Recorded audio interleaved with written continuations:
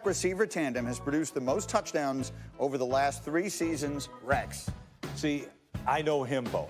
He's going to try to trick me, knowing that I'm going to think that he's tricking me and say Hopkins and Watkins, but I'm not. I'm going to say the obvious, Davante Adams and Aaron Rodgers. He got it right. Yes, Rex yeah, Himbo. right. See, I'm in your head. I'm in your head. That's what I'm talking about. Yes, yes. You thought I'd overthink it. No. Aaron Rodgers and Davante Adams, and we will call that a great moment, and we'll call it foreshadowing. Did you watch the game yesterday in Minnesota? Rodgers and the Packers, the world leaving them for dead. Maybe his franchise leaving him for dead, but he's got other ideas. We're early, 21 seconds, the second quarter. Packers up 8-7. It's Rodgers. He's running. He's looking. Look at this throw. You mean he's accurate on the move? Are you kidding me? He's still Aaron Rodgers. Wake up, everybody. Packers up 15-7 now, 21 seconds left in the half. This is why this time Marquez Valdez-Scantling, a long touchdown down the sideline, and the Packers are up 22-10 at the half. But wait, there's more. Third quarter on a 3rd and 5 at the 41. It's Rodgers again. Rex is Valdez-Scantling again for the big game. Yes, and no wonder they didn't draft anybody that could help them. Are you kidding me? Here's Rodgers now. 2 plays later on 2nd and goal. He's rolling. He's looking. It's Davante Adams. Again, Adams, 14 catches, 156 yards, 2 touchdowns. Packers up 19. 4th quarter. The lead's been cut to 11. They're looking to put it away, and put it away they do. Look how good Rodgers is. Vintage. Vintage Aaron Rodgers. We've seen it only about 50 times, I think. Rodgers, 364 yards, 4 touchdowns. Packers win on the road in the division, 43-34. Let's talk about A.A. Ron. I've seen that laser focus come beginning of the week. Obviously, he's always, extremely focused, but there's a certain type of look in his eye he has, and he definitely had that going into the week. Part of my role as a leader is to bring that energy and to bring that focus at times when maybe there's a lull. And today was a great example. We went up by a few scores. They went out, scored, and we just kept answering back with, important throws and catches and plays. Well, lack of weapons certainly wasn't the problem yesterday. Rodgers with numbers we hadn't seen in nearly 4 years when targeting his wideouts. And Davante Adams obviously was the big part of that. 14 of 17 targets, 156 yards. They look great. So fun to watch all of that. And I believe we can bring Ryan Clark into the conversation for the first time this morning. Not yet. Okay, so Dan Orlovsky still with us here. Dan, what did you see? Aaron Rodgers, after the tumultuous offseason we've been through it time and time again, what did you see from Aaron Rodgers yesterday? Yeah, a problem for the NFL, not just the NFC, but for everybody in the NFL. Greeny, I've heard a lot of people talk about Aaron Rodgers as a guy that has sometimes had bad body language, that he gets super frustrated. And I have been outspoken with him saying he wanted to be in an offense that looked fun. And I have said leading up to this season, the only thing I'm watching with Aaron Rodgers is, does it look like he's having fun? Because when he's having fun and playing that recess style of football that we love with Patrick Mahomes, originator of it, then he's at his most dangerous. And through the first quarter yesterday, I was watching it going, man, he doesn't look like he's having fun. And then he makes that throw to Davante Adams.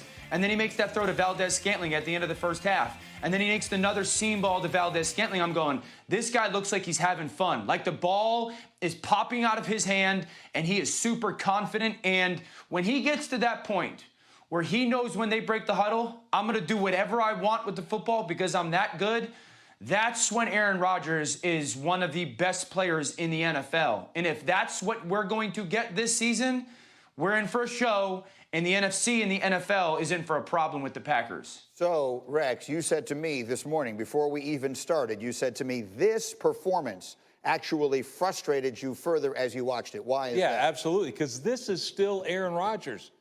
And that's what blows me away about how they butchered the draft. They get nothing out of this draft. And you guys, wake up. You were 13-3 last year. For a reason. You still have Aaron Rodgers, one of the greatest quarterbacks ever played, and he's still playing at that level. So to me, that's what frustrates the hell out of me. I don't care what it is, a receiver, a lineman. Just give me somebody that's going to make that team a little bit better, and they may be in the big dance. Yeah, because, Dan, this is a big game. I mean, we talked a lot with all these big divisional matchups, Dan Orlovsky, about the significance of these Week 1 games. They just went into Minnesota. I know there were no fans, so the home field, I guess, means less than it usually does. But they just went into Minnesota and knocked them off, and Rodgers looked great doing it. That could wind up being a very important day. Yeah, Greeny, and the fact that they score on 7 out of their 10 possessions, that's unheard of in the NFL, to score at 70% of your possessions. Now, again, Week 1, we have to caveat this with context. Danielle Hunter, their premier pass rusher, did not play. Their 2 corners are brand new and young players and struggled. So while 100% credit Green Bay for their performance, the Vikings were a little bit shorthanded. The Packers advantage. That being said, this is Week 1, and if your offense is going to look that good Week 1 with players that, many of us, myself included, went, why didn't you get more help? They're only going to get better. And I'm just telling you, if Aaron Rodgers is confident in that play calling by Matt LaFleur and confident with the people around him, and he looks like he's having fun, they are a problem for the NFC.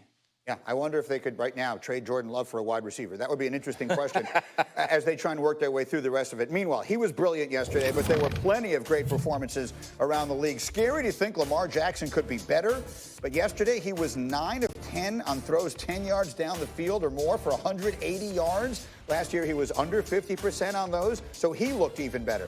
The Raiders' second-year running back, Josh Jacobs, spectacular. The only rookie with 1,000 yards last year. He ran for 93 yards and 3 touchdowns on the ground for Las Vegas. Get used to saying that, the Las Vegas Raiders. Meanwhile, the man has never received an MVP vote. That might change this year. Russell Wilson was unbelievable. He had as many touchdowns as incompletions yesterday, 4 of each. His 88% completion percentage, his highest ever. And then stop the presses.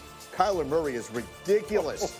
He threw for 230 yards. He ran it for 91. He was 14 out of 16 targeting his new receiver, DeAndre Hopkins. What a performance from him. So let's start with him. Dan Orlovsky, if I were to say out loud right now that if I were starting a team with a quarterback, after I said Patrick Mahomes, I might consider Kyler Murray next, would you tell me that I was being ridiculous?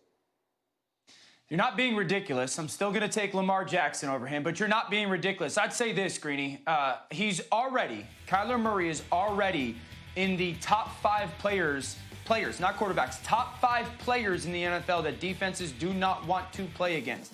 He's added this patience to his game. He's got this incredible awareness. He's got DeAndre Hopkins now, and you saw, real quickly a comfort and a growth between him and DeAndre Hopkins. Just this trust factor. He's amazing as a scrambler. I think he had 93 yards scrambling yesterday. And so I say this. There's quarterbacks that could beat you with their arms. They could beat you with their legs. They could beat you with their mind. He could beat you 3 ways. He could beat you with his arm. He's phenomenal throwing the football. He could beat you with his legs. He's one of the